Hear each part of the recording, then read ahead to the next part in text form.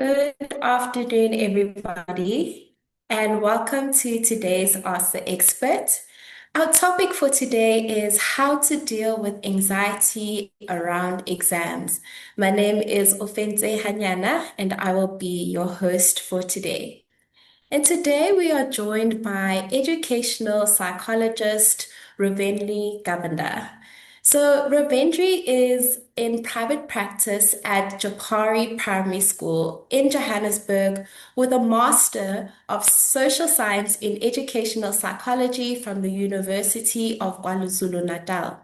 She serves as a research supervisor to postgraduate psychology students at the IIE Varsity College and leads mental health advocacy initiatives through her role as project coordinator at the KZN Mental Health Advocacy Group, including the flagship Durban Mental Health Advocacy Walk. Featured in national media for her work, Ravendra is passionate about autism support, inclusive education, and creating accessible, stigma-free mental health spaces around South Africa. Welcome, Ravendra. Thank you so much for joining us today. Good afternoon, and thank you so much for having me and to engage on such an important topic. Thank you. So let's get straight into it. So why does exam season create so much stress and anxiety for students? I think an exam in itself is such an unnatural concept. We're not trained to learn in those and perform in such small time pressured environments where we have to condense so much of information and rely. So that exam season brings together high pressure, uncertainty, and expectations all at once. For many students, exams feels like a measure of their intelligence or the measure of their future success. And this raises that emotional stake significantly. And with that, students feel that fear of fear of disappointing their parents, their educators, fear of just letting themselves down. In our country, we faced with the reality that for many students, especially at a tertiary institution, they're probably the first person in their family to go to a tertiary institution, and there is an intense amount of pressure, and they feel that weight, especially around that exam season. And exams bring about a lack of control over the outcomes. So on top of that, students may not always have strong coping skills and study strategies. So that is where we find that students start to become very overwhelmed, anxious, and it affects things like time management and how they actually are able to perform in an exam. Hmm. And speaking on that, the fear around disappointment and then not performing well at school. From your experience, how does exam stress affect a student emotionally, mentally, and physically? We often always think about, exams being extremely strenuous, and it can extremely stressful. And we need to also realize that stress affects the whole individual. Emotionally, this individual or this child may feel very anxious. They may start to be very irritable or may present as very tearful. Mentally, this stress impacts their concentration. They struggle to retain information. Their working memory becomes impaired. Their short-term memory becomes impacted. And that leads to difficulties in terms of decision making. Ironically, it makes studying harder because, sometimes they may feel like they need to study for extended periods of time and not take breaks, not realizing that a break is actually beneficial. Decision making capacity ultimately is impaired. Physically, we might see individuals presenting with a decreased appetite or an increased appetite, increase in headaches, fatigue, sleep difficulties, becoming very sleep irritable as well. And we see individuals presenting with a decline in sleep hygiene. And then sometimes when anxiety is so severe, it presents as stomach issues, where an individual may complain of constant stomach ache, not realizing that it's actually a result of them feeling, anxious and overwhelmed by that exam stress. So it's not just stress, but it actually interferes with performance and well-being across the board if it's not managed properly and if it's not identified as being stress associated with exams as well. Mm. That's so interesting, Rabindri, because earlier you mentioned that when a child is stressed about exams, it might impact their ability to study, or they Mm. might study for extended periods of time. So now, as a parent, looking at the situation, maybe they look at their child and they feel like, oh, my child is not studying enough. I wish that they could study more. Or maybe the child is studying too much and she's not giving herself breaks. So, as a Mm. parent, how can a parent create a calm and supportive environment for their child during exam season? I think firstly, it's easier said than done, but as a parent, you need to be your child's emotional anchor. You don't need to be their tutor. Yes, you will assist them with academic support where needed, but your primary role is to be their safe space. Some practical ways in which you can create that calm and supportive environment. Keep the routine predictable, structured, something that they're used to. Anything out of routine throws the individual's nervous system for a curveball. And individuals remain regulated when they structure and their routine. Provide a calm work environment where your child can sit or your young adult can actually study in a stress-free environment. Focus on effort rather than their results. Acknowledge the amount of effort that that individual or that child is putting into preparing for their exams. Don't compare them to other individuals. It's very easy to say, when I was your age I was doing X, Y, and Z, and I was achieving these sort of results. It's natural human error, but as parents, you need to be very cognizant of how your words impact your child and how that contributes negatively to the stress that they are um, increasing. Something as simple as, you have been studying so hard, or I noticed how much of effort you're actually putting into your work, and I'm proud of you for that, can really go a long way. It can validate for that individual how much they're actually doing to benefit themselves when it comes to the exams. And as a parent, I think also try and avoid the constant reminders or pressures. Don't forget you need to do this, or don't forget, you've got this exam tomorrow. What exam is the next day? This individual is stressed as is. They probably have reminded themselves 10 or 20 times without you as a parent having to remind them. Obviously, it's very different for, a younger child who's in primary school and doing exams for the first time. Yes, they may need the constant reminders, but it needs to be very timed. So when you're engaging in discussion about your morning routine or the school routine, then bring it up. But it doesn't need to become a focal point in every single conversation. And I think lastly, as a parent, your duty then would be to encourage regular breaks. If you see your child studying for hours on end, go and ask them to physically stop what they're doing, go and walk outside, separate from that study environment. Ensure that their meals are consistent, they're eating correctly, they're getting adequate sleep. Especially when individuals are writing back-to-back exams. As a parent, ensure that they don't just come home and they can go studying for the next one. Ensure that they take a break. They need their minds to decompress so that they can actually adequately consume the material that they need to prepare for the next exam. And I think, sometimes the most powerful thing a parent can say is, I'm proud of your effort, no matter the outcome. Oh, that's so true. You started off with effort and ended off with effort.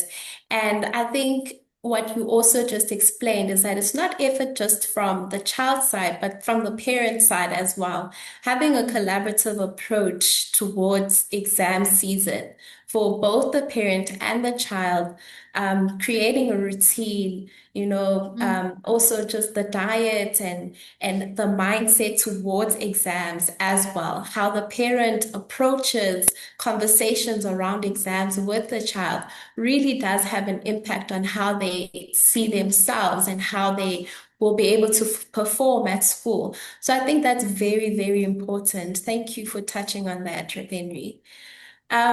So what are some of the signs that exam stress or anxiety maybe becoming overwhelming or unhealthy for a student? Earlier you mentioned that you might find that they might have stomach aches, but maybe there are other signs that you can help us identify. And when should a parent consider seeking professional help for that? Absolutely. You know, the thing about the stomach aches, we see it a lot in the younger individuals who are unable to pinpoint, what it is that they're feeling. They're feeling it in their bodies and it presents as a stomach ache. But upon further inquiry from a parent, then it comes to light that actually it's because they're feeling stressed about their exams. So as a parent, have the direct conversations, when you start to notice some of these warning signs, engage about conversations about your day. But for the older adults, individuals as well, be cognizant of, your child's or your teenager's temperament, those emotional outbursts or that emotional withdrawal. When you ask them about their day and they give you the one-word answers, whereas previously your child or young adult would engage in a conversation and now it's you barely getting anything out of them. The sleep problems become one of the foremost factors, predominantly the lack of sleep.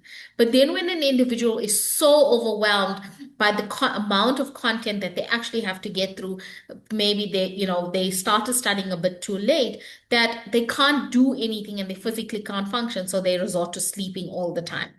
Changes in appetite is a very big trigger as well. You'll see the increased eating, or especially when you're overly stressed, a lack of meals as well.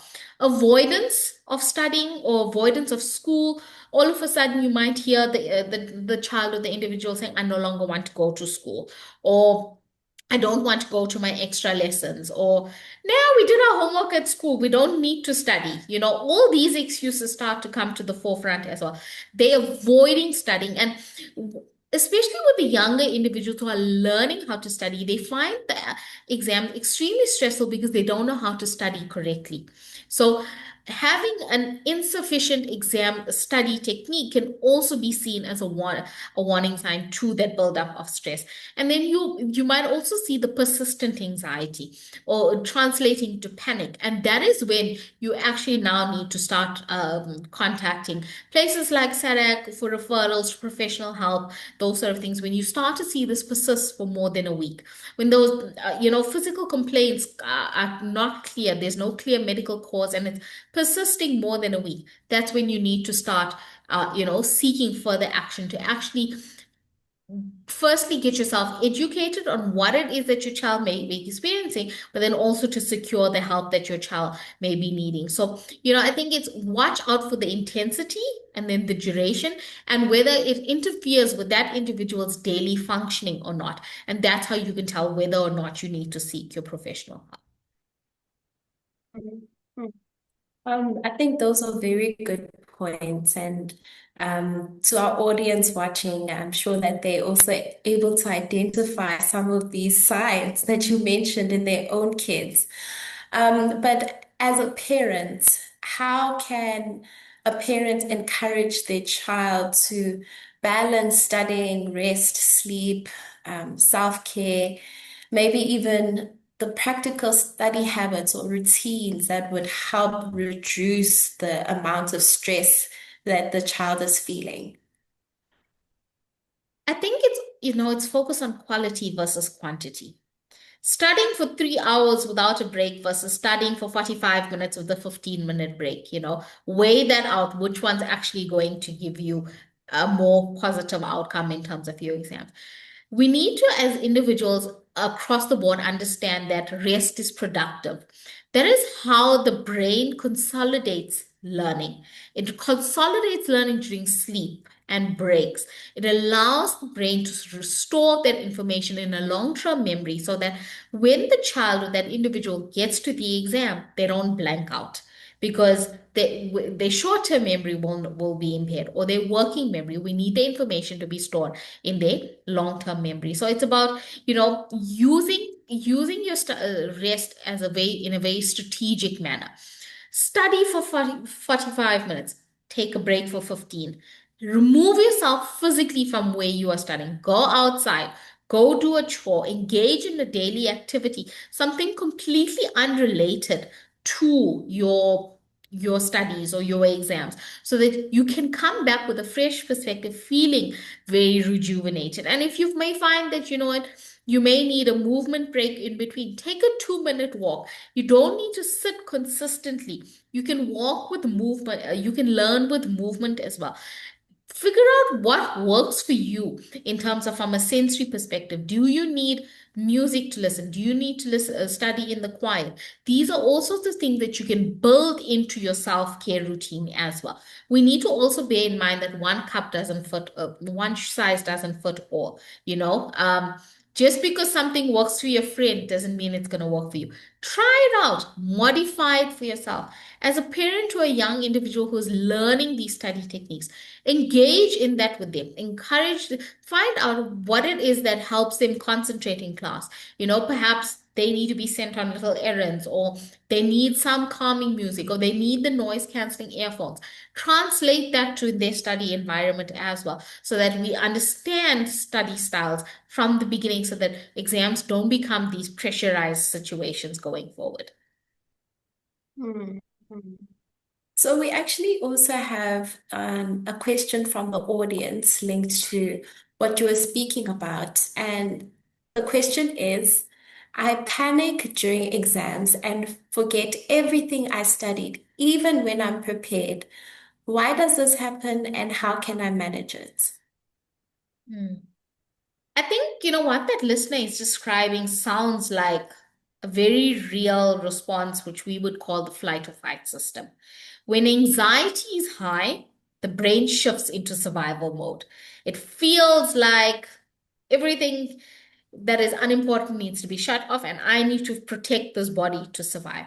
So that can temporarily affect things like memory retention, recall, concentration. So it's not that you don't know your work, it's that your brain is overwhelmed. So, something that can help you maybe is start off by controlling your breathing. Breathing is such an important but natural technique that is used to help the brain regulate and calm down. You get various breathing techniques that can be used. Your boxed breathing, your handed breathing, those sort of things to help calm your nervous system down. What it does is when you breathe in, it allows your brain to actually just take a moment and regulate itself, and repeated breathing over time becomes a natural process for your brain to actually regulate. You know, Other things like don't brain dump at the start of the exam. Write down, or rather do a brain dump. Write down your key points, things that you know you're going to forget, so that when you come to the questions that you're unsure about, you know that the information has already been put down into paper and you don't have to struggle to retrieve this information. Other things that can help your body function better and help calm your anxieties, building your self-confidence in an exam. Look at your exam paper, answer the easier questions first. This gives you the confidence to tackle the more difficult questions, so that your body remains calm and regulated when in an already pressurized environment. The more confident you are and the more you're able to manage your level of confidence in an exam, the easier it is to maintain your body's regulatory system, so that you are able to refrain from panicking during the exam. That is so good. Breathing techniques are so important. mindfulness, grounding exercises. And we have a lot of those tools that you can find on our website on www.sadac.org on how to manage your anxiety during stressful environments, stressful situations. Um, so, Ravindri, I think that when we're talking about young people, we shouldn't forget the aspect around social media and how connected children are to their phones. Their phones are literally glued to their hands at all times. And we understand that this could affect their ability to study and even heighten anxiety levels.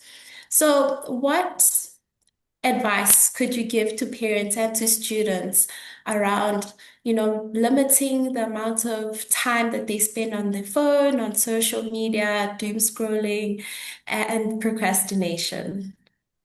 Okay. You know, from the onset, when we think about social media, irrespective of whether it's an exam season, or it's just everyday life, the one of the most negative consequences that come out of social media engagement is comparison. Comparison is the biggest drivers of anxiety. On social media, individuals see these highlight reels, which are not essentially reality. They're scripted. They staged and they're made to look perfect. This individual coming out of the exam looking all great and happy and feeling like they aced the exam. But in reality, there might be somebody who feels like this exam took everything out of them. And it's important that you as a parent have these honest conversations with your child, that not everything that you see on social media is real. And remember that when we are stressed, our defenses are let down. So it makes us more vulnerable to self-comparison. So as a parent, you need to ensure that your child is, when they're engaging on social media, it's for a limited period of time. So they're scrolling for 10 minutes or 15 minutes a day or something like that. Have that discussion. Doom scrolling is a very easy way for the brain to become overwhelmed again. You bring on that onset of brain fog. In a time when you are writing exams and you need to be mentally alert, parents need to try and discourage things like doom scrolling, or engaging on social media for the sake of it, because of how it negatively impacts the brain. Also looking at the neurochemistry. Scrolling on social media results in that increase of the dopamine rush, which overstimulates the brain again. And then we're getting back into that feeling of panic. And that's what results in those students often feeling presenting with that fear of failure, because now they comparing themselves to others and they become so overwhelmed, and that again lessens their confidence going into an exam. So as a parent, help your student focus on their own progress and their own growth, rather than looking at what other people are doing online. Mhm. That's so perfect. And for the parents watching right now, do you have any helpful resources, websites, books, or tools that you can recommend for students that are dealing with exam anxiety? You know, I think at the very onset, find out what is your study style. We've got it. There are various individual questionnaires that you can take online. You can contact a mental health care practitioner who will be able to consult with you and advise on what's your strengths and weaknesses in terms of studying.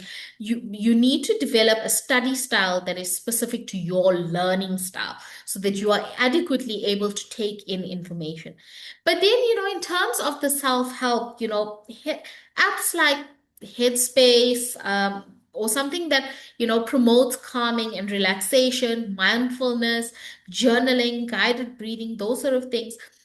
Exam study guides are very good as well. It has practical study strategies on how to approach the content of your exam, but also how to approach an exam in general. And then also places like SADAC that offers those helplines and resources for an individual who may not necessarily have access to other resources. And I think teachers and parents know their child best. If you see your child is struggling, reach out to the school counselor or the educational psychologist or whoever's in that vicinity for tailored support. They've worked with this individual. They can provide guidance that is specific to your child and may be somewhat better than the generic help that might be available online as well. Mm, that's perfect. Those are very, very good tips and very good points. And just to wrap up, Ravindri, what message would you like to share with students who feel overwhelmed, discouraged, or afraid of disappointing themselves and others? That's a difficult one, because it's such a natural stressful point. But I think remember that exams are just one moment in time. They don't define your intelligence, your worth, or your future. Nowhere are you expected to prove your capabilities in 3 hours. You are more than your marks. It's okay to feel overwhelmed. It doesn't mean you're failing, It means you care. It means you take it seriously, but don't carry that pressure alone. Talk to someone, talk to a trusted adult. Take one thing at a time. If you've got 3 exams, prioritize your time, to work out a structured routine that's going to work for you so you can see clearly what it is that you have to complete for every single exam and focus on what you control. This in an exam, there's so many things that are outside of our control. You need to focus on everything that you can control, but also try and be kind to yourself. It's easier said than done, but prioritize those rest breaks. Many students, and we see this, are often incredibly hard on themselves, and that actually makes things harder, not better.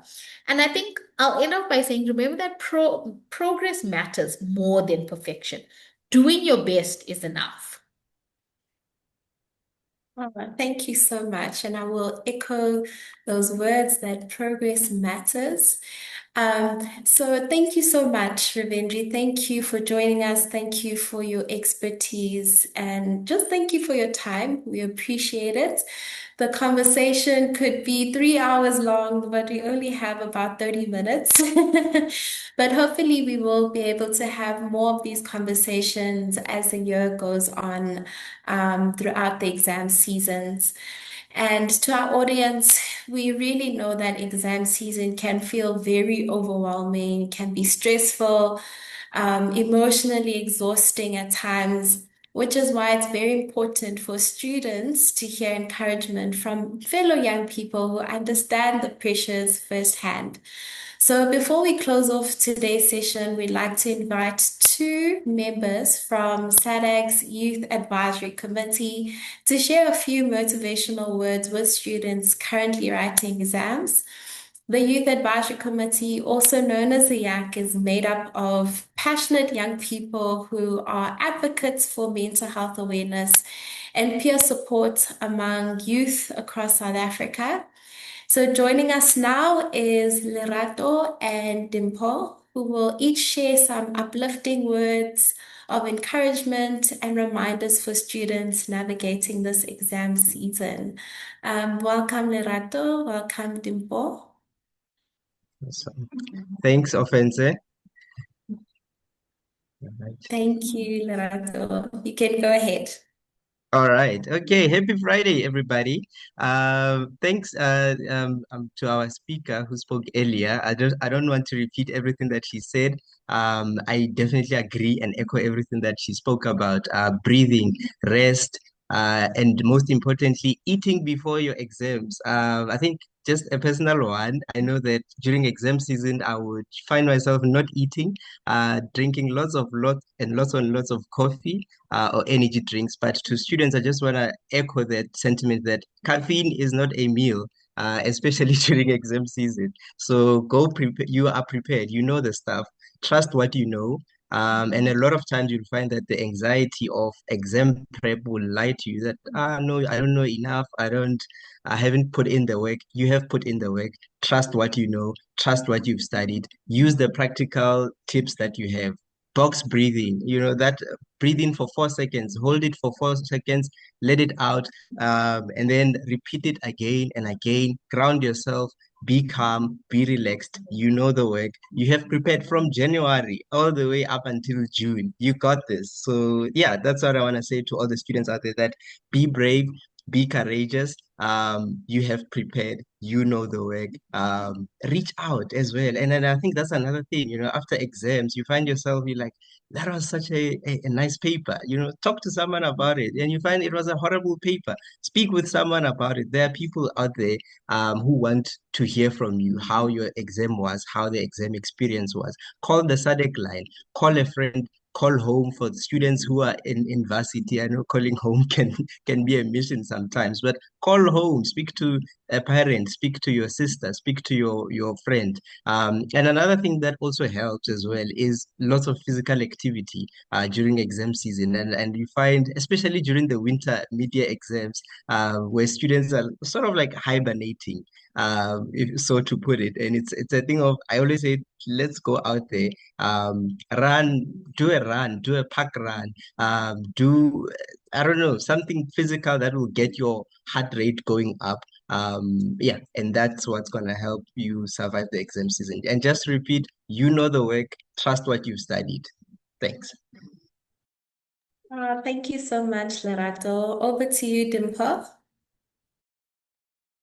Thank you, Fenze, and thank you, Lerato, for sharing all of those tips, and to Ravandri for the insightful presentation. I did take a few takebacks from that. I think if we are to do well in empathizing with learners dealing with exam anxiety, it becomes necessary for us to think back to when we were in school as well. And when I think back to when I was in school, I can remember the anxiety surrounding exam season so vividly. Sometimes it was caused by the fact that I felt like I had not dedicated enough time to studying throughout the term. So I felt pressured to get through so much during the 1 or 2 weeks leading up to the exams. And other times it was because I struggled to feel confident in my ability to write my exams and do well and achieve the marks that I was shooting for. So during those times of stress, I think it would have meant so much to simply hear someone remind me that I was capable of getting through the exam season and I was capable of doing well. So I can imagine that a lot of learners today are also feeling so isolated as they're studying, as they're preparing for their exams, and without someone to cheer them on during times of high stress and times like exam season. So I want to encourage you guys as learners, whether you've already started writing your exams or if you're fast approaching your exams, to become your biggest cheerleader. I think you must never underestimate the power of positive self-talk, right? This can sometimes look like whispering to yourself during the exam and telling yourself that I can do this, I am capable of answering this paper, I know the answer to this question. I think that can also serve as some sort of grounding technique, just like those the breathing technique, just like the 5 4 3 2 1 technique. It can help you ground yourself in the fact that I'm exam room, I'm writing this paper, I know what I'm doing, right? And sometimes it also means just looking at yourself in the mirror before leaving the house to go and write the exam and telling yourself that I'm capable of achieving the academic goals that I've set out for myself. And you know that you've already equipped yourself with so much power, with so much courage, and it's coming from within. Right. So you know you have yourself as a constant and you won't even let yourself down. So I just want to encourage the learners out there to never underestimate the power of being there for yourselves, because you can never regret betting on yourself, especially when it comes to your academic success. Wow, thank you so, so much. Our Youth Advisory Committee really just have words of wisdom for all of the young people out there. I appreciate both of you for taking time out to join us today. And thank you to our audience for joining us for SADC's Ask the Expert session. If you have any additional information that you'd like to know, or you want to know more about who SADC is and what we do, including the free support groups and the free telephonic help that we offer, you can visit our website on www.sadc.org. And if you'd like to speak to a counselor, You can call us on 0800 456 789. The session has been recorded and you can watch it again on YouTube. Be sure to follow our social media platforms for more articles, updates, and helpful information. We thank you all so much and hope you all have a lovely weekend. Bye.